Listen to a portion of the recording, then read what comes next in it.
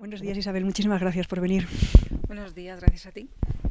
Descríbenos un poquito la diferencia de visión que hay entre la obstetricia convencional y la que tú cuentas en tu libro, La nueva revolución del nacimiento.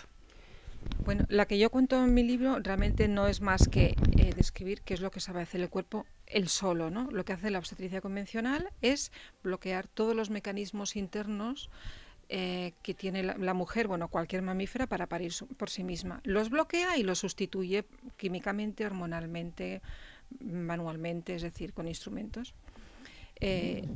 O sea que la diferencia de visión es, por una parte, la obstetricia convencional sustituye, bloquea, reprime y hace y saca al bebé, ¿vale? De una manera o de otra. Y la obstetricia, digamos, la atención al parto respetuosa, pues es eso, respetuosa, deja que el cuerpo lo haga solo y solamente interviene si es necesario. Por ejemplo, pongo un ejemplo de parto convencional en un hospital, esa sustitución. Un ejemplo de...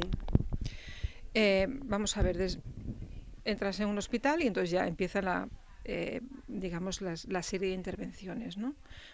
Ya el hecho de ponerte en horizontal hace que todos tus mecanismos digamos, que hacen avanzar el parto se bloqueen.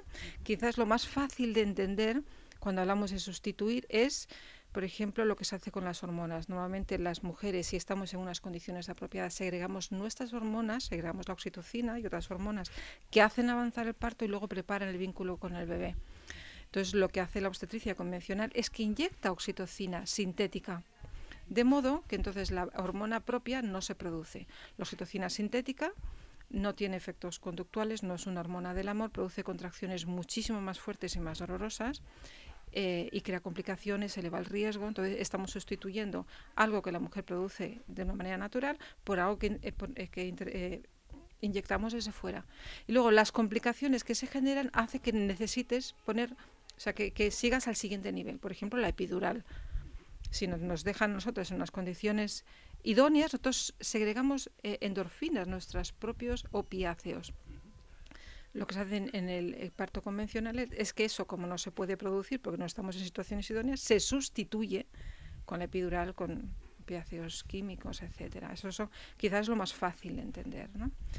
Y se sustituye, por ejemplo, el reflejo de eyección materno-fetal por actos para extraer. La tasa de partos instrumentales y de cesáreas son brutales, ¿no? Podemos hacer una tesis doctoral sobre eso. Y ahora ponme ejemplos de lo que sería un parto respetuoso con esos elementos naturales. ¿Cuáles serían las condiciones necesarias para tener un parto natural? Vamos a ver, ¿cuáles serían las condiciones idóneas, por ejemplo, para hacer el amor con tu chico?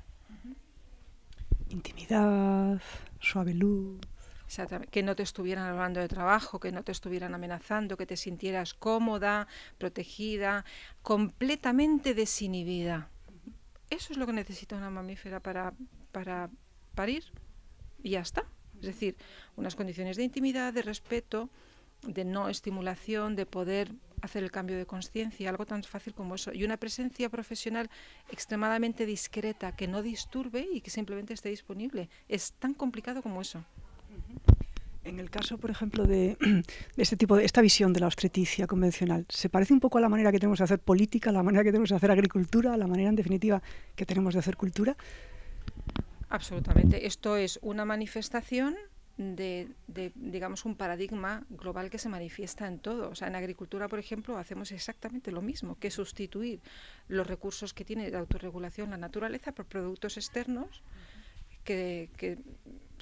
insumos externos. Entonces, lo que hacen, igual que en el parto, es que destruye por completo los sistemas de autorregulación y crea un montón de efectos secundarios que en primera instancia no son visibles, ¿no? Pero eso es trasladable a todo, a la educación también. ¿Qué hacemos con los niños? ¿Qué es lo que hace el sistema educativo? Pues no crea un ambiente tal que permita que el niño aprenda movido por su propia curiosidad, sino que intenta desde fuera y de una manera prematura y forzada introducir en su cabeza contenidos que no está maduro para adquirir en ese momento y con una metodología que no se adapta. Es decir, la educación prescinde de la pedagogía completamente, igual que la obstetricia prescinde de la fisiología y que la agricultura prescinde de la biología y así todo, ¿no? Vale, entonces, soluciones, porque creo que formas parte de la asociación El Parto es Nuestro, creo que lo ayudaste a crear, ¿no? Es decir, ¿qué soluciones da, qué éxitos y qué obstáculos encuentra una asociación como esta para cambiar esa mirada de una forma de parir diferente? Claro. Bueno, no estamos hablando de un cambio en la forma de parir, sino un cambio en todo, que puede empezar por un cambio en la forma de parir. El tipo de atención al parto que tiene una sociedad se refleja en el tipo de sociedad que tiene. Las sociedades que tienen una atención al parto más respetuosa, que son los países nórdicos, son también los que tienen una sociedad más respetuosa con sus ciudadanos y con sus bebés. Son los mismos que tienen permisos de maternidad más largos, que apoyan a la familia. Es un todo coherente, ¿no?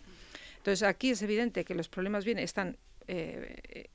se manifiestan de muchas maneras. Entonces el cambio solamente puede ser individual en la medida en que solamente una persona informada y concienciada es capaz de buscar una alternativa y de insistir y de hacer lo que pueda, lo que esté en su mano, para que el sistema cambie, porque el sistema tiene que cambiar, pero no va a cambiar mientras los usuarios y las usuarias no nos pongamos de acuerdo, porque si no, eso está en una inercia que sigue adelante. De hecho, lo increíble es que la asociación ha colaborado con el Ministerio en la creación de unas nuevas guías en las cuales se ha revisado todos los procedimientos que se hacían hasta ahora y que se siguen haciendo a la luz de lo que dice la ciencia, y bueno, se ha demostrado que el 90% está mal.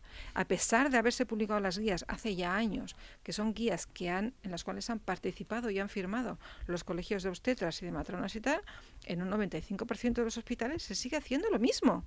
Lo mismo después de que se ha publicado. Y eso es así porque si los profesionales no cambian, no hacen un cambio de conciencia, pues no van a cambiar la práctica. Eso por una parte. En segundo lugar, porque se lo pueden permitir. Es decir, hoy en día el profesional sanitario disfruta de una posición de exceso de poder que hace que se pueda permitir el lujo de aplicar o no lo que recomiende las guías basadas en la ciencia. Y esto es una cosa inaudita. Porque hay consecuencias, dices en el libro, en la formación de ese ser, en la manera de nacer. ¿Condiciona realmente la fisiología y el psiquismo futuro de un ser? Absolutamente. Hay uno de los documentos que está en el Ministerio que se llama...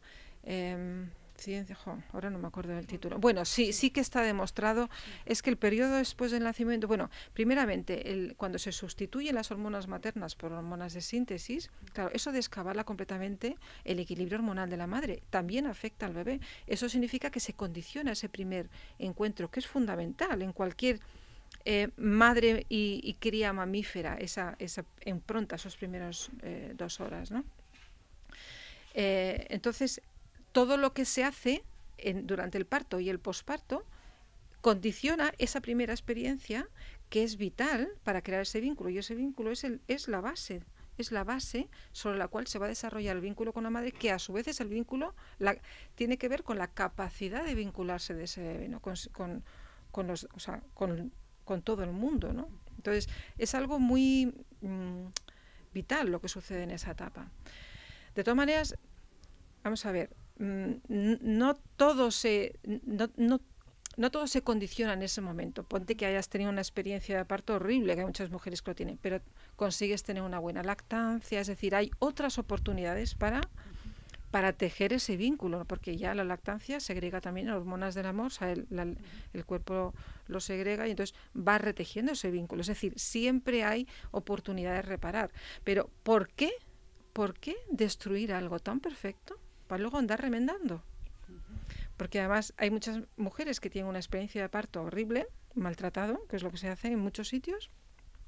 Entonces eso puede generar tal cantidad de problemas que luego la lactancia se perjudique. Hay mujeres que acaban dejando la lactancia a las 3 semanas por las secuelas del parto. Entonces, si no tienes información, es difícil que puedas reconducir esa situación. O sea, la información es poder. Lo ideal, yo recomiendo, información sobre el parto, en la web del Parto es Nuestro hay muchísima, y en la página de Facebook se van saliendo muchos estudios, información muy interesante. En el libro, por supuesto, En cuanto a la lactancia, yo recomiendo encarecidamente a toda mujer embarazada que ya desde que está con 7 meses, bueno, se puede leer algún libro de Carlos González, por ejemplo, o de la Liga de la Leche, el arte femenino de amamantar, pero es muy importante la ayuda madre a madre. Ya desde que embarazada de 7 meses, localizar cuáles son los grupos que puedan estar más cercanos, ir a alguna reunión, porque realmente uno de los factores de más éxito de lactancia materna está el pertenecer a un grupo de apoyo a la lactancia. Y porque además si se produce una dificultad y tienes la asesoría adecuada de una manera inmediata, es fácil resolverlo. Pero si empezamos con la cadena de despropósitos ya es más complicado, ¿no? Hay una frase de Michel Oden que te voy a citar, que citas tú. El vínculo del bebé con su madre y el vínculo de la humanidad con la madre tierra son dos aspectos de un mismo fenómeno. Es así, hay estudios antropológicos que lo demuestran. Hay un libro precioso de Michel Oden que se llama La cientificación del amor, en el cual se estudia cómo es la crianza de los pueblos y cómo es su actitud beligerante o no, o sea, con las otras personas y con la tierra. Y hay una relación directa entre el entorpecimiento del vínculo madre-bebé y el grado de agresividad de los pueblos. Y cuando digo agresividad, es agresividad contra los otros y agresividad contra la tierra, porque va todo en el mismo paquete. ¿Se tiene empatía o no se tiene? No puede ser empático con los niños y ser un maltratador de animales, es que va todo junto, ¿no? Y eso, es decir, y eso es así, o sea, no estamos hablando de dejar de maltratar a las madres y el bebé, estamos hablando de cambiar una cultura de relación con la naturaleza en general. No es posible respetar la naturaleza y maltratar a las madres. O sea, va todo en el mismo paquete. Las culturas que son respetuosas lo son con todo. Y la mejor manera de hacer seres humanos amorosos, empáticos y que sean capaces de entender, respetar y amar la madre tierra es crear unas condiciones para el nacimiento amorosas que le respeten, es decir, respetar la naturaleza humana para que los seres humanos podamos respetar la naturaleza. Es todo lo mismo. Pues muchísimas gracias, Isabel. De nada, ha sido un placer.